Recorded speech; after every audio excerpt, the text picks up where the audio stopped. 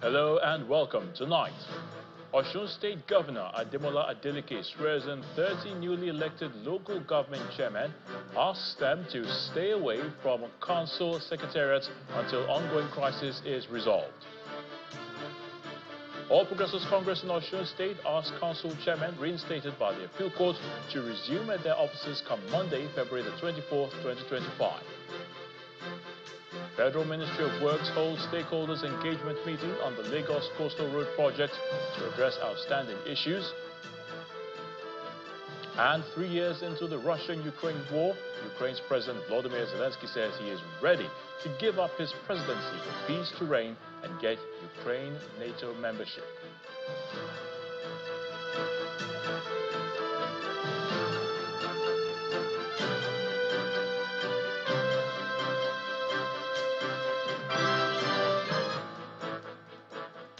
Osun State Governor Ademola Adeleke has sworn in the newly elected chairman and vice chairman of the 30 councils, warning them to stay away from their offices until the ongoing council crisis is resolved. The event, which took place at the Government House in Osogbo, saw the new council bosses take their oath of office and allegiance in presence of the chairman of the PDP Governors Forum, Bala Mohammed of Bauchi State, and Governor Seyi Makinde of Oyo State. Governor Adeleke asked the newly inaugurated officials to remain committed to grassroots development, emphasizing the importance of people-centered governance. He reiterated his administration's dedication to fulfilling the manifesto of the People's Democratic Party, the PDP. I congratulate all newly elected council chairmen and councillors. You have the mandate to deliver a good governance in your respective local governments. I charge you to develop plans of action within the manifesto of People's Democratic Party, PDP. As our government is transforming the state for the better, I call on you to be agent of change, community developer, and deliverer of dividends of democracy. I urge you and your councillors to please stay away from the council secretariat to avoid any clash with those whom the police had aided to forcefully occupy the local government secretariats. We will rely on the judiciary to ensure a peaceful removal of those illegally occupying the local government secretariats. Meanwhile, Oyo State Governor Seyi Makinde advocated respect for the rule of law and cautioned against any actions that could lead to another unnecessary political crisis in Osun State. We know what we went through when the Southwest was wild, wild west. We do not want wild, wild west. They should stay away from this zone. We just want to peacefully deliver dividends to our people. And nobody should resort to self-help. Even if you have court judgments, there's a process. Let the process go through. Meanwhile, the Osun State chapter of the All Progressives Congress, the APC, has directed their reinstated council chairmen and councillors to resume in their various local government council areas tomorrow, February the 24th this year. A statement issued by the party's State Director of Media and Information in the state, Magaji Olabisi, told the local government officials to disregard any report to the contrary. The statement insists that it is imperative for the elected APC local government chairmen and councillors not to cease from resumption at their various local government council areas in order to continue to serve the people at the grassroots level of government. Mr. Olabisi is also asking the State Commissioner of Police, the State Director of the DSS, and the State Controller of the Civil Defense to be on the lookout with a view to keeping the peace in all the local government council areas in the state. Away from politics in Osun State, the National Agency for Food Administration, Food, Drug Administration and Control, NAFDAC, says its quest to sanitize the drug market and ensure the safety of citizens remains on course.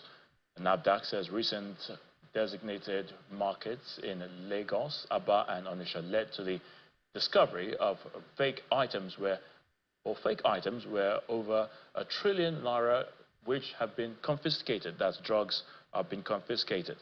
During a check on the agency's warehouse, the Director General, Professor Mojisola Adeyeye, lamented the discovery of USAID donated drugs in the market, vaccines stored in very poor conditions, and other sharp practices by the traders.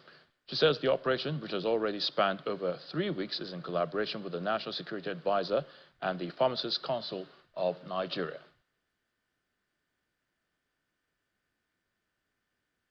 With expired drugs that they are trying to change to validate to new expiration dating. We have products that have been donated that are not supposed to be outside, that are not supposed to be in the market, that we have seen here. There is no, it's only standing room only in this warehouse. This is anti-malaria, artemether lumefantrine, empty packets that are going to be filled with whatever. Will be filled with whatever, and somebody will have malaria and they said it's malaria and died. So these packages, what my director is telling me now, these packages are showed the expiration, and they will have counterfeited the new packages and put expired drugs in new packages. So when you buy, you will say it's 2027, but it's actually it has been expired. It has expired. They just put in new packages. That is part of what we are doing, trying to sanitize. We have to, for the sake of you and myself. Still on the disturbing issue of illicit drugs, and in Anambra State, Governor Chukwuma Soludo is asking the National Agency for Food and Drug Administration and Control, NAFDAC, to investigate the production, importation, and distribution of illegal drugs nationwide. He made the call during a visit to the closed Bridgehead drug market in Onitsha, shut down some 2 weeks ago for selling fake and substandard drugs. The governor urges traders to be patient, promising the markets will reopen in 10 days. The Ogbogu Bridgehead Market in Onitsha remains deserted 2 weeks after NAFDAC shut down over 4,000 shops for allegedly selling counterfeit and illegal drugs. Governor Soludo recently visited the market to assess the situation. All of them came from their shops. NAFDAC's Southeast Controller, Martin Suluomade, briefs Governor Soludo on the ongoing investigation into illegal drug sales at the closed Ogbogu market, including activity at a nearby plumbing section of the building materials market. This development has surprised the chairman of the Onitsha Building Materials Traders Association. They show me, they say tramadol, isn't it? They say, and they say it's the contraband drugs. They also show me the codeine, Abi. And the many more names I don't know. So they are being stored here. Yes, sir. We need to have a decent society. That's true. I think what we're here is to make sure, NAFDAC, you've come to do your job, to clean the place, help us to clean up, and so that our people can have access to safe medicine. But I mean, what we now have to find out is the middleware, how we do it in such a way that the innocent people do not also suffer. They proceed to other areas in the market, and the search operation continues as heaps of medicines are ransacked by the NAFDAC crackdown team for more discoveries. The governor, however, has a worrying concern that calls for a thorough investigation of the entire ecosystem. More fundamentally, we must step back as a people and ask the deep questions. It shouldn't just end with collecting this and going to destroy them, because we need to trace this thing back to who is making it. Since this has been banned worldwide, who is list here, because this wasn't met here. So I think there is a much wider concern that we need to get, because I worry about the health of my people. Governor Soludo reminds traders that drug regulation falls under federal jurisdiction, but remains hopeful that the market could reopen in 10 days following new arrangements. He urges traders to begin self-policing their businesses. Within ourselves, we must start self-policing. We must make sure that we are going to clear off the fake, adulterated, substandard, and dangerous drugs. This is going to be ended no more than the next 10 days. Governor Soludo concludes his tour with a visit to the Rapid Response Squad premises in Osun, where Police Commissioner Ikoye Ortuga leads him on a facility tour. We now delve into a rather worrisome development: the soaring number of school children out of school, or children out of school, that is. A disproportionate number are the Amajiri children, along with those displaced by conflict and impoverished families, primarily in the north. In Kaduna State, the government and education stakeholders are sounding the alarm as they are deeply concerned about this growing social problem. Our next report investigates the complex issue of out-of-school children in northern Nigeria, exploring the root causes of the crisis while putting a spotlight on the efforts being made by the Kaduna State government to turn the tide. Nigeria grapples with a staggering 18 million out-of-school children, 15 million of whom are in the north. A key factor is the Almajiri system, where young boys from poor homes are sent to urban centers for Quranic education. However, this system is plagued by poverty and neglect. Adding to the crisis is the widespread problem of child labor, with children forced to hawk on the streets during school hours. Insecurity and displacement due to insurgency have also robbed countless children of their education and home. The Kaduna State Reaching Out of School Children Conference, in partnership with Ahmadu Bello University, is bringing together experts to address the out-of-school children crisis.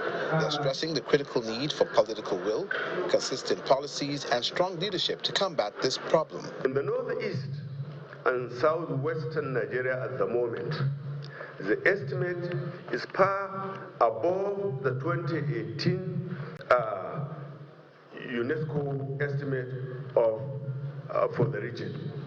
Largely at the moment, one can only guess the number of out-of-school children in northeast and northwestern Nigeria. The phenomenon of out-of-school children is very, very concerning. And this is why we cannot solve it unless we have committed leadership in this country, which is dedicated to actually tackling it. Stakeholders are calling for a review of current strategies to address the out-of-school children phenomena. There is also the need to engage religious and traditional leaders in advocacy and sensitization in order to see to the smooth enforcement of Yobe laws of punishment and reprimand for parents and school officers that allow for withdrawal of child irrespective of gender before completion of the basic education. Emphasizing the vital roles of adequate funding and robust community engagement. The state governor, Ubasani, says his administration is tackling the out-of-school children crisis with initiatives like Reaching Out of School Children Project, new school construction, renovations, and free basic education. Despite these efforts, the governor acknowledges that poverty and other social issues pose significant challenges. The only way we can be able to address the issue of sustainable development goal is to be able to make sure that every child go to school. And we realize that when we're trying to, we may be sitting here saying that we have free education at the primary and secondary school level, but that will not be enough to take children to school. There are other factors. If you don't eradicate poverty, those children will never go to school. because their family, their parents will continue to allow them to go to farms, to do petty trading, and they will abandon school. Kaduna State's current education initiatives appear to be its most ambitious yet in addressing the out-of-school children crisis. However, experts emphasize that consistent policy and effective implementation are crucial for achieving universal basic education. In part 2 after the break, women in mining speak on some of the challenges they face daily. That's the focus of our special report by correspondent Hajara Aliyu. Please join us again.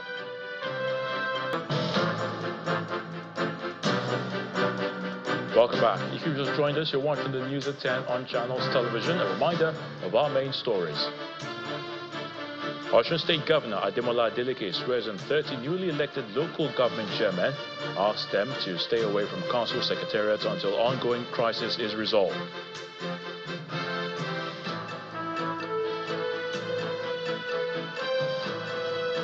All Progressives Congress in Osun State asks council chairmen reinstated by the appeal court to resume at their offices come Monday, February the 24th, 2025. The Federal Ministry of Works holds stakeholders engagement meeting on the Lagos Coastal Road project to address outstanding issues. And 3 years into the Russia-Ukraine war, Ukraine's President Volodymyr Zelensky says he is ready to give up his presidency for peace to reign and get Ukraine NATO membership.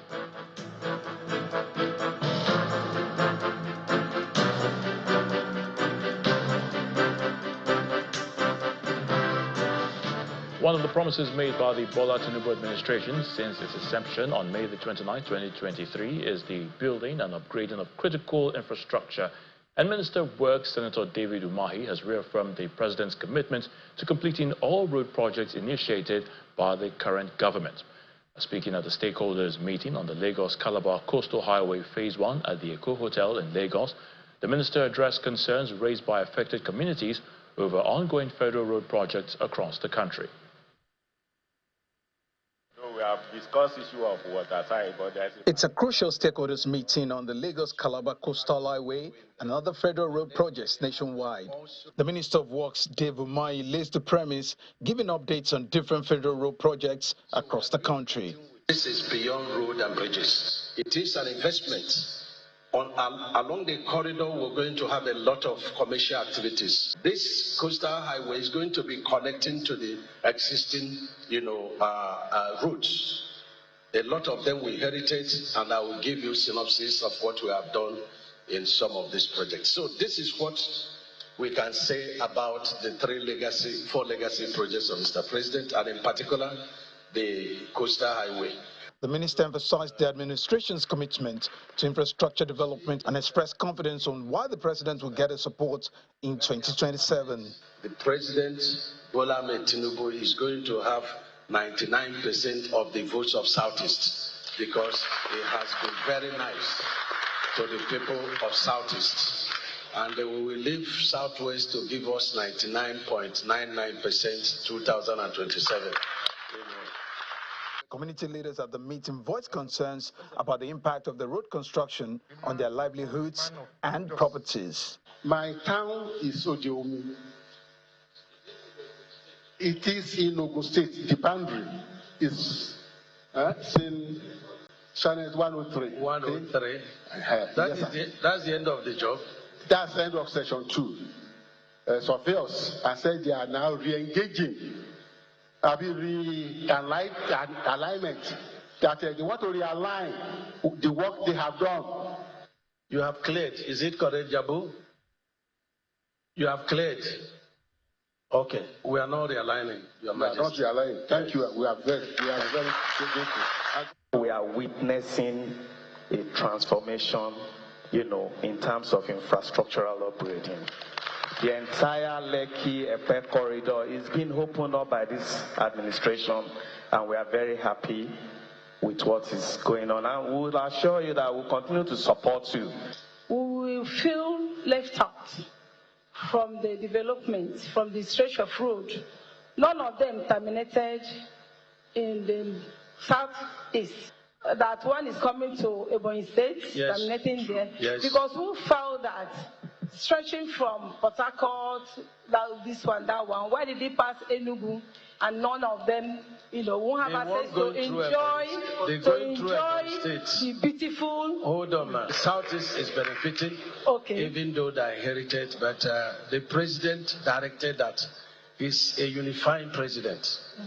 What Southeast never got, they're getting it. Yes. The Lagos-Calabar Coastal Road is a 700-kilometer project designed to connect Victoria Island in Lagos to Calabar in Cross River State, enhancing transportation and economic activities. The agenda, affected communities continue to seek clarity on compensation and resettlement plans. Dari Ido, Channels Television News. After Nigeria's Bureau of Statistics released the inflation rate for the month of January, the Monetary Policy Committee, the MPC of the CBN, decided to retain the benchmark monetary policy rate, that's the MPR, at 27.25%. What does this mean for consumers and businesses, and what is the future trajectory for lending rates?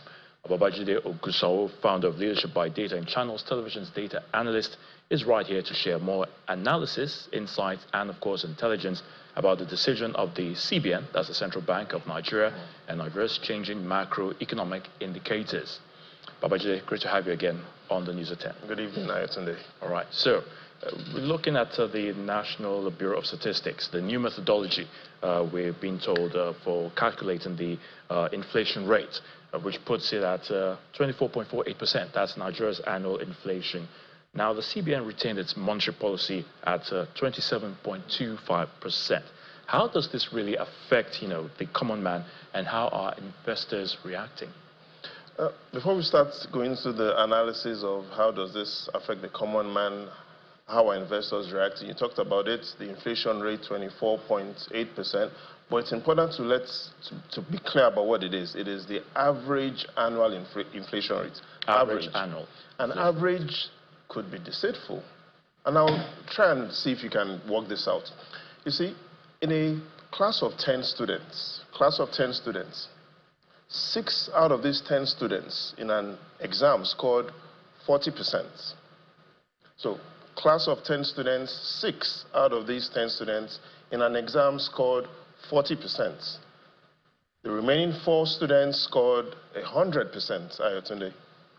So try and work it out. What is the average score in that class? So that's going to take, it's going to take a while for me to get that correctly. Yeah. But just try and work it out. So 6 students in a class of 10, 6 scored 40%, 4 students scored 100%. What's the average score in that class? Should be somewhere 64%. That's correct, 64%.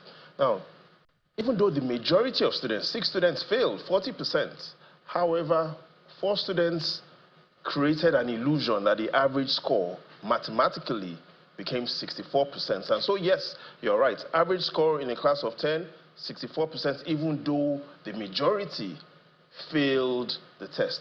And that is really one of the pitfalls of using averages. You need to understand that inflation, based on even this new methodology, like previous methodologies, relies on a basket of goods and then an average is found. However, if some products on that average are skewed, then the numbers will be deceitful. Yes, like you said, the average is 64%, but does that really reflect what happened in that exam? Tonight, based on this inflation rate and what the CBN has done, there's some good news and there's some bad news. Now, the good news is, yes, based on this updated methodology, we've seen inflation compared to January 2024 is much better based on this new methodology. The good news for President Tinubu is that 24% inflation rate that we have now is about what it was about 60 days after it was sworn in May 2023. So as of July 2023, inflation was 24%. So clearly, this sort of numbers gives the president a second chance to get his policies and his performance right. So that is the good news. The bad news, however, is one of the reasons, even though it's not public, why such moves about rebasing is done is because of how it will make the country look good. Let's take a look at, for instance, how as foreign direct investment flowing into the country? Because that's the question. Will this new rebasing of CPI and new numbers of GDP that we're expecting assist with FDI? These are the facts. The first half of 2019, FDI to Nigeria, $471 million. 2020, the first half, $363 million. 2022, $302 million. Even though those numbers were still largely believed to be grossly insufficient based on the sort of inflow that Nigeria requires. Look at what happened in the last 2 years. First half of 2023, only $134 million. First half of last year, only $149 million. In summary, the last 2 years in Nigeria have been the worst for FDI within this decade. So we're really running out of time, Babajide, but of course, looking at the lower monetary policy rate, that's the MPR, we know that it is critical, of course, for banks to start lowering their lending rate for businesses. What does the future really hold, for Nigeria at this point? It depends on how we want to look at it. I remember when the last time the Central Bank of Nigeria had a single-digit monetary policy rate was in September 2011. I think that was 14 years ago. President Jonathan then was just 54 years old. The question is, will it take us another 14 years to get to single-digit MPR? Let's even take a look at what has happened within this decade, and let's look at our MPR, because it really reflects how easy banks will be able to provide the sort of competitive lending rates to grow the economy. But before that, again, within this report, it talks about how do Nigerians spend their money. Clearly, this report allows us to see that things are really still primitive. More than half of what people spend their money on in Nigeria today is still on food and non-alcoholic drinks, money spent on restaurants. So largely, this report also really says that the Nigerian economy is primitive. People really use almost all of their money on these essential services, food, non-alcoholic beverages, transport, but largely what is taking a lot of money from Nigerians is food. Look at how much Nigerians spend on items such as household maintenance, just about 3%. Money spent on information and communication, just about 3%. So largely, we still have a challenge of how we will convert a primitive economy to a modern economy. Indeed, the government has its work cut out for it, but we thank you so much, Babajide Ogun, for your analysis, as always. The pleasure is all mine today. Still ahead on the news at 10, National Drug Law Enforcement Agency, the NDLEA, falls attempts to smuggle 43 parcels of Canadian loud into the country. Please stay with us. Welcome back. Women in mining have decried the great difficulties associated with their jobs, which often come with hazards and even health risks. Last year, 4 women lost their lives at a mining site in a suburb of Bauchi. There have also been reports of exploitation, abuse, and significant safety and environmental risks in an industry still dominated by men. Our correspondent, Hajara Aliu, visits one of the artisanal mining sites in Tafawa Balewa local government area of Bauchi State for a first-hand experience of their operations, working conditions, and challenges. Her story. A bucket, a shovel, a calabash, and a sack are all a woman needs to process solid minerals at this artisanal mining site in Yenja village, Tafawa Balewa local government area of Bauchi State. Over 100 women of different age groups have found a source of livelihood here. Some of the women bring their babies with them. When they get tired, they rest and eat. The area is rich in tin, columbite, zircon, monazite, and precious stones. Mrs. Samaila, a 25-year-old graduate of the College of Education, Gindiri, has been engaged in this business for 5 years.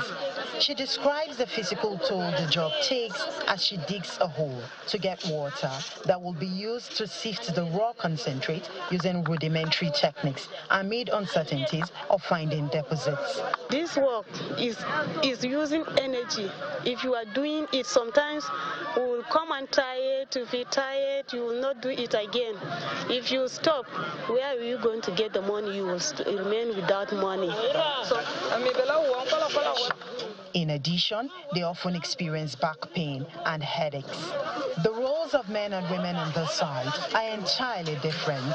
The men own the mining pit, drill the holes, and get inside to extract raw materials. On the sidelines, the women assist by collecting the raw materials and are rewarded with 1 free bucket for every 10 they gather. Okay. These women work here together as a group, and they have earned 8 buckets of materials from helping the men over the past 2 days. The sifting process takes the whole day to complete, and if they are lucky, they could go home with about 2 kilos of solid minerals. While cases of sexual harassment and security challenges have been reported at mining sites, the women working here say they have not experienced such issues. Away from the sun, 23-year-old Mrs. Xavier brings her mineral materials to sell. It is sorted locally, and she earns 36,000 naira for 3 kilos of tin, with prices often fluctuating between 12,000 and 15,000 naira per kilo. She says that their job is dependent on luck. One day you go, you can never make it, you can never get it to reach like this. One day you go, you can make it to pass like this.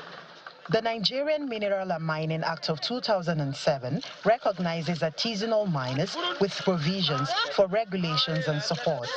An update on the Act in 2023 included plans to formalize their activities.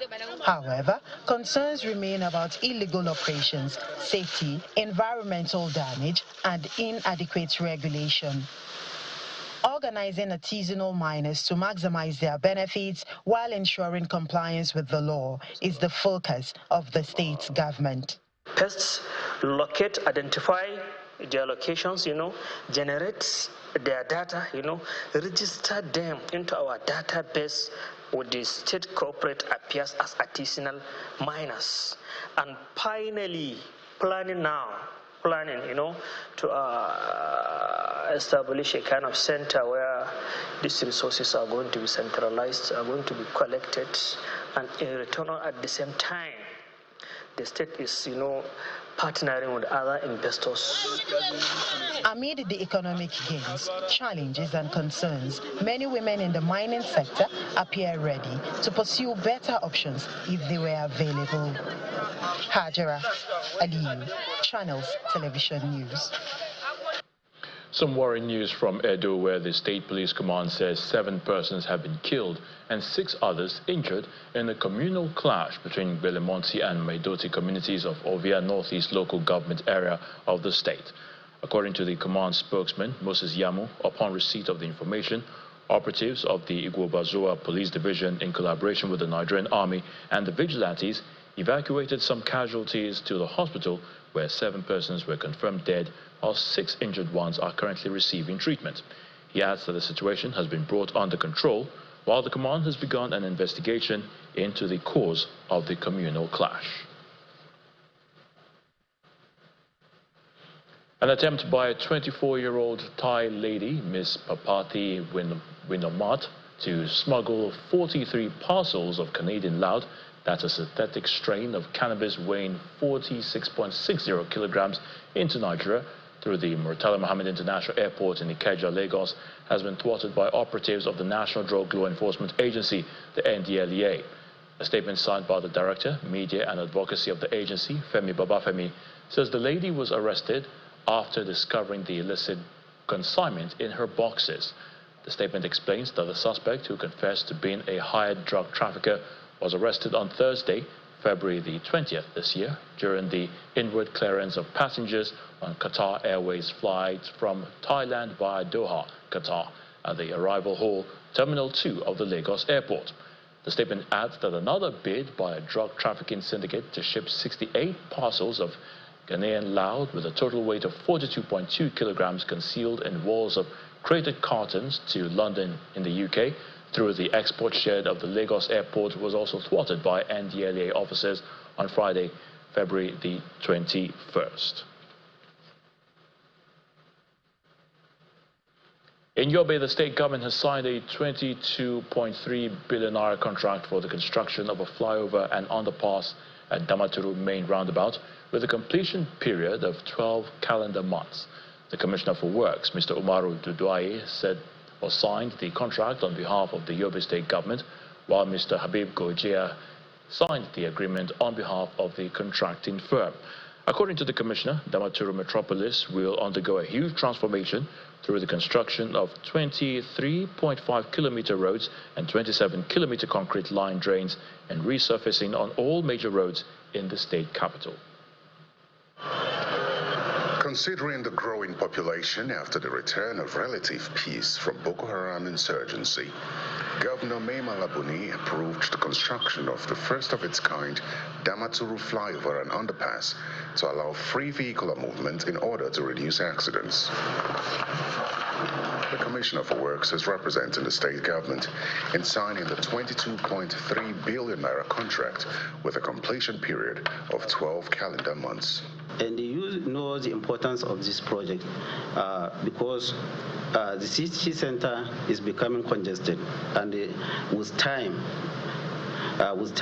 this the area will be there will be a lot of hold up there.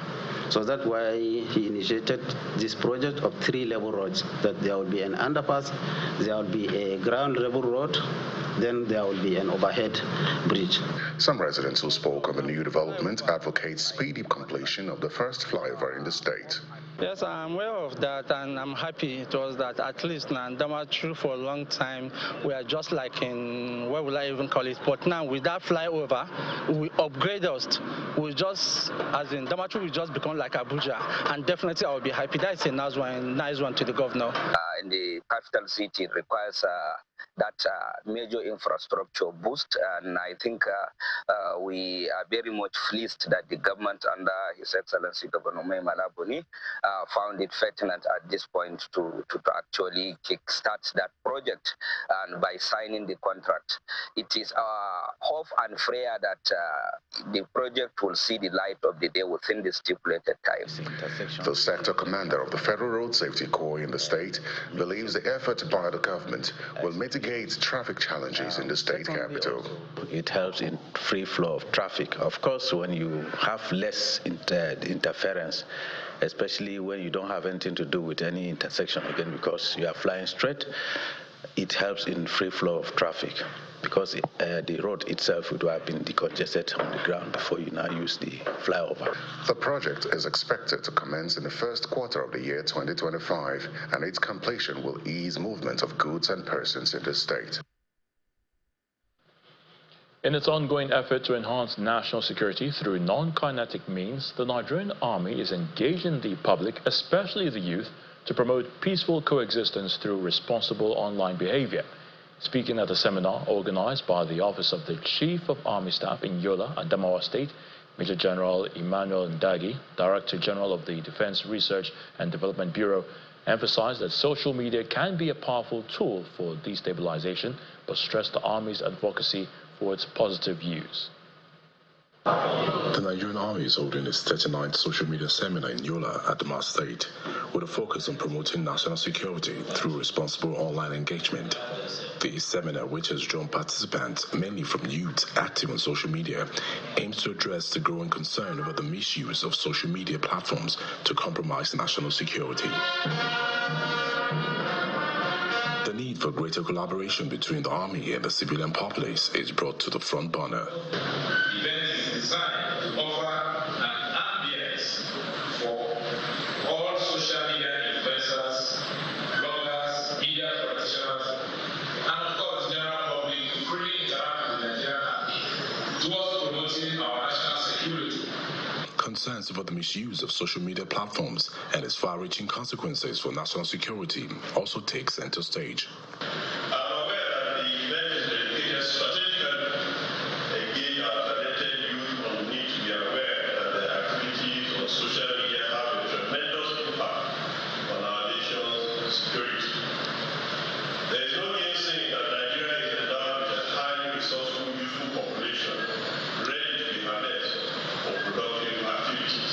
The way the world is going in terms of security and the number of people, the millions that are online every single day, we have to ask ourselves this question: are we helping and aiding security, or are we working against it? So to harness this power and understanding that knowledge is power, how do we ensure that social media users understand what national security is all about and their own role to play? The benefit of the seminar is also highlighted. People do post things that they are not supposed to post online, and it can affect the security information concerning the country.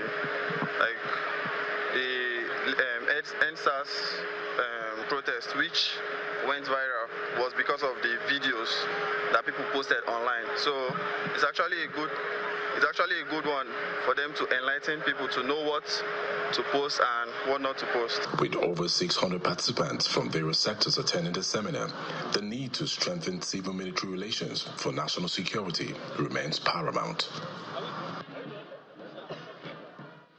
And now to the arts. Emotional Layers of Existence is an exhibition by two contemporary artists at the Thought Pyramid Art Center in Abuja. Each artist brings their unique style and techniques to the exhibition hall. We see it on Art Review tonight.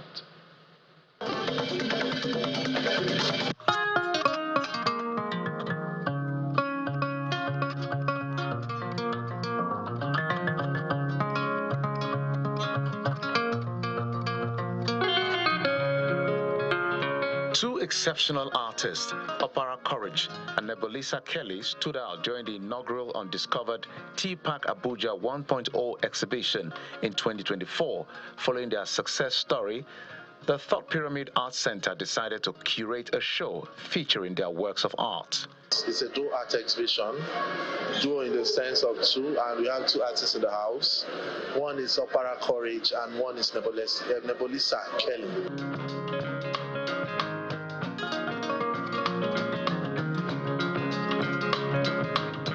We choose to use this title because it's suiting to our works. The works that discusses about memories, individual experiences, events that happen to people that we know, our friends, our families, and that of ourselves. So, looking at what is happening today in Nigeria, we are facing tough times, and these experiences over the years could be compared as layers of emotions which people are experiencing in this country. So as artists, we try to dive into these experiences to see how it's related to our today's experiences by sharing our own personal experiences with our audiences. I think in this contemporary time, this title, Emotional Layers of Existence, is really suiting to what is happening today. The dual exhibition, Emotional Layers of Existence, features 35 intriguing pieces that delve into the complex emotions, identities, and inner worlds of human existence. Most of those works ranges back from 2021. You understand? So we've been working for this show for more like 3 years now, because I feel like artwork shouldn't be rushed. So you should take your time to pass your emotions, pass everything you're passing through, so that people can see your work and it's thought-provoking. They can relate to it. Do you understand? So it's more like I take my time to do my works and so I can pass my message accordingly. Opera Courage's work is known for its exploration of emotional depth, often blurring the boundaries between two worlds, while Nebulisa Kelly's work combines intricate details and raw emotion to comment on expectations, personal growth, and resilience in her images. So our work tends to imply about emotional circumstances, about the present, the past, and the future. So my work especially relates to young persons, the struggles that we pass through, the beauty, the emotions, and also the past lives. Some works, some things that relate to us about our past experiences, and our present life, and our current, our future, more like. Emotional Layers of Existence offers viewers a deeper understanding of the artist's evolving practices, their reflections on contemporary society, and complex emotional landscapes that shape experiences.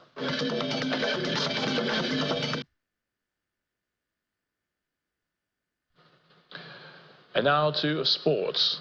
Well, Nigeria's DE Tigers have qualified for the 2025 FIBA Afrobasket in spectacular fashion, winning all their 3 Group B games played in the second window of the qualifiers in Tripoli, Libya. The senior men's basketball team, who recorded impressive wins against Libya on Friday, Uganda on Saturday, beat Cape Verde 77-62 this evening to seal a spot in the continent's biggest basketball championship. Nigeria's D Tigers lost the first quarter 22-26, clinched the second quarter 26-7. The third quarter went in favor of their opponent 21-13. It was advantaged Nigeria in the fourth quarter at 16-8. A top performer for Nigeria in the game, Caleb Agada, recorded 23 points, 8 rebounds and 6 assists. Ahead of the first leg of the African qualifier for the 2028 Olympics, over 50 youths are currently in Abuja for trials of the Nigeria flag football team. The sporting director of the Nigeria flag football team and Secretary General of the Nigerian American Football Association, Lawrence Ojaide, says Nigeria is prepared to clinch the sole ticket for Africa to enable the team represent the continent at the Olympics. Ojaide, who disclosed that another trial will be conducted in Lagos in the first week of March, explains that with a strong flag football league, Nigeria has the talent to represent Africa at the Olympic Games. This is a very big milestone to us.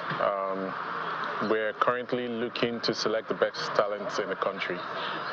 We're running several camps, Lagos and Abuja. This is the first one. We're running trial for both males and female, and we're looking at a situation where eventually we would have the national team ready for American football, flag American football for Nigeria, both male and female national team. The experience has been very, very challenging, but rewarding. As you can see, just in Abuja, we have over 50 potential athletes that are trying out, inclusive of a significant amount of females. And the idea and the hope is that once we complete the Lagos camp, we would have potentially the best candidates that can represent us in the Olympics.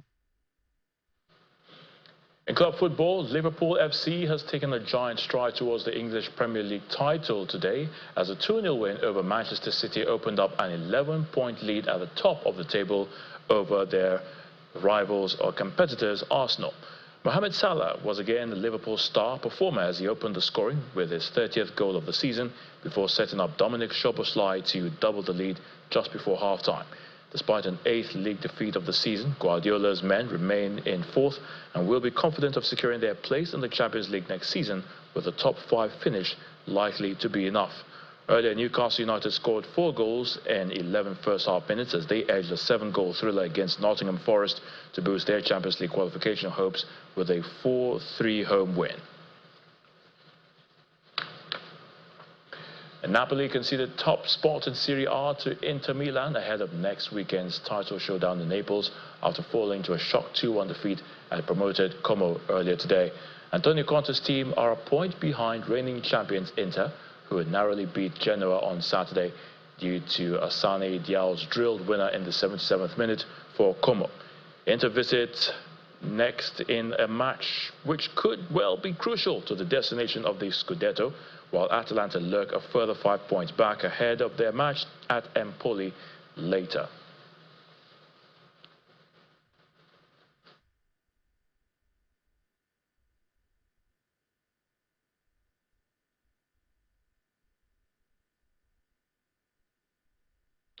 Away from sports news, Ukraine's President Volodymyr Zelensky says he would be willing to give up his presidency in exchange for peace ahead of the 3rd anniversary of Russia's full-scale invasion of his country. He was responding to questions during a press conference earlier today. Mr. Zelensky's remarks come after U.S. President Donald Trump called him a dictator. He said he was not offended, but is currently focused on Ukraine's security, and it is not his dream to remain president for a decade. President Zelensky's comment at the press conference comes hours after Russia launched its largest single drone attack yet on Ukraine since it invaded the country 3 years ago. Ukraine Air Force Command spokesman Yuri Ignat says a record 267 Russian drones were launched in a single coordinated attack on the country. 13 regions were targeted, and while many of the drones were repelled, those that were not caused destruction to infrastructure and at least 3 casualties.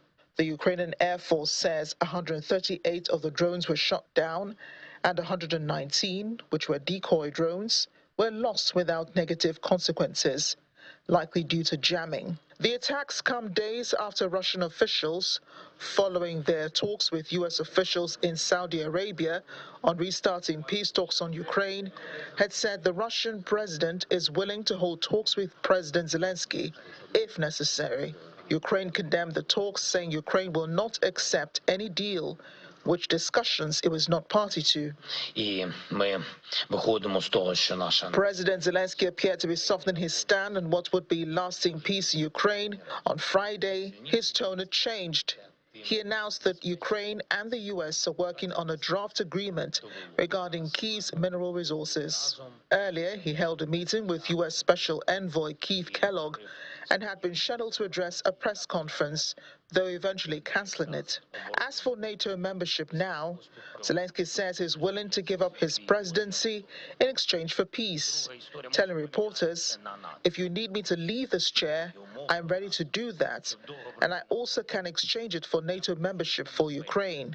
He says the topic of Ukraine joining NATO would be on the table as EU and world leaders head to Kyiv on Monday for discussions on security guarantees. He, however, does not know how the discussions would finish. He says he hopes the meeting would be a turning point.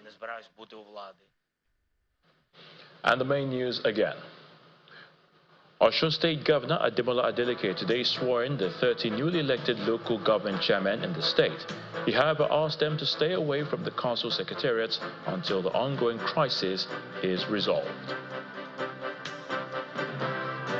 That's the news at 10 tonight. Thank you so much for watching. I'm Osun Balogun from all of us here. You have a good night.